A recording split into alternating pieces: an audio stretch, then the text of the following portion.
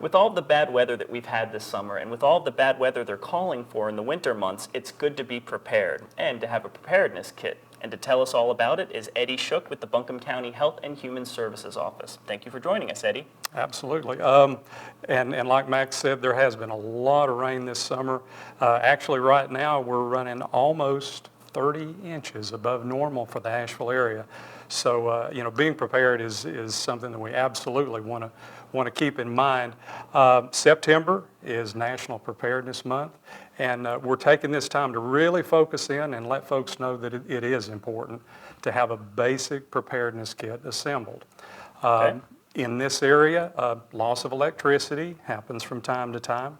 Flooding happens from time to time, and as we get closer to the winter season, winter storms are always a possibility. And we didn't have a terrible winter last year, but they're calling for a bad one this year, so it's even more important to be prepared. It is, absolutely. With hurricane season now just really getting into the heart of that season, and they're predicting more storms than normal, we've still got a ways to go in hurricane season, and like you say, last winter was very, very mild and not much snow. It has been, but we got to be ready. Yeah.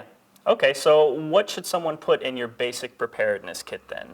Basic preparedness kit and needs to have the foundation in mind that you need to be self-sufficient for at least 3 days. In this area, we're fortunate that when we lose electricity, maybe it's for a few hours, maybe for a day, but we still need to be prepared for up to 3 days. So what would we keep in mind with a basic preparedness kit, the items that we have in front of us, is really the fact that preparedness is within reach. These are items that you can pick up at the grocery store. Every time you go, once a week, just grab one of these items and soon you'll have that basic preparedness kit assembled. We have water here. What we always encourage is at least 1 gallon of water per person per day, and have enough water set aside for 3 days. We have some non-perishable food. Again, depending on your family makeup, how many adults, how many children, this will vary, but again, enough non-perishable food for 3 days. We have a flashlight, have extra batteries. Again, multitude of uses for this, no matter what the event is. We want to make sure that we do have that can opener. Absolutely essential. Something you don't think about. You have all the cans of food. And need to have a way to open that. And then lastly, we have an AM, FM weather radio. And this particular model, it also has a flashlight built in, and it actually has a USB port to charge your cell phone.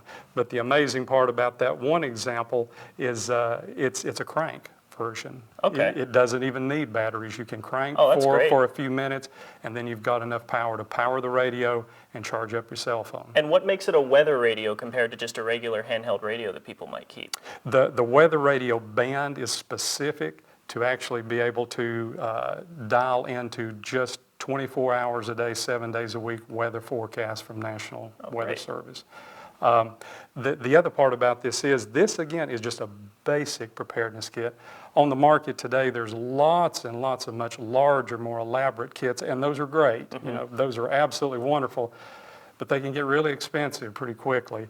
This is a preparedness kit that's within reach, lets folks make some basic choices. Yeah, because all of this stuff isn't too expensive. I mean, what does a weather radio go for? That particular model, you're in for about $35 to $40. And that's not bad considering you never need batteries for it. Never need batteries for it. And yes, it's in your preparedness kit, but that has uses throughout the year, even non-events. So it really is folks making some basic choices and expecting some big things, because this actually prepares them for what's coming. And I grew up on the East Coast where we had hurricanes all the time, and they were pretty severe a lot of times. They tell you to fill your bathtub up with water in the case of an emergency also, and all these other little tips because about flushing your toilet, because you don't know what will happen with the water.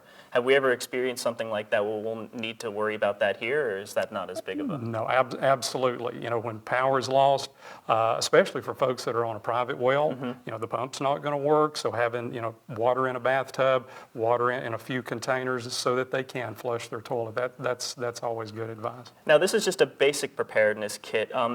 What else would you recommend for a more advanced one for some people? For more advanced one, absolutely a first aid kit Okay. is great to have. And then something that we always encourage that's not in a kit, but please keep in mind is any pharmaceuticals, any prescription meds. Be able to see your way clear for at least 3 days, to have that on hand.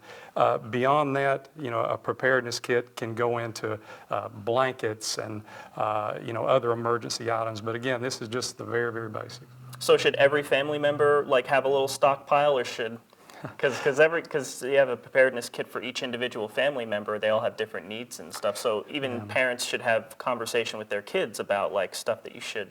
Absolutely. What we always recommend is, that central stockpile, the water, the non-perishables, something that's realistic for the family. I mean, in that event, you want, foods that the family's going to like, that they're going to eat. But anytime you go to the market, to the grocery store, picking up a few items, doesn't take long to build that kit. We recommend that every 6 months, take a look at the water. You may need to replace items out of the preparedness kit. Food may actually go out of date, even the non-perishable items. So, check those stocks, make sure that they're up to date, and it won't take long to assemble the kit. And it's good to know to do that every 6 months, to always keep one on hand, because again, with me growing up, where if there was a hurricane coming in a week, the grocery stores would be empty. Right. So it's good to have this stuff all the time, so you don't have to worry about rushing to the store before an event happens. Absolutely. You're ready, you're prepared, and it gives you that peace of mind. Great. And if people want more information about this, where can they go?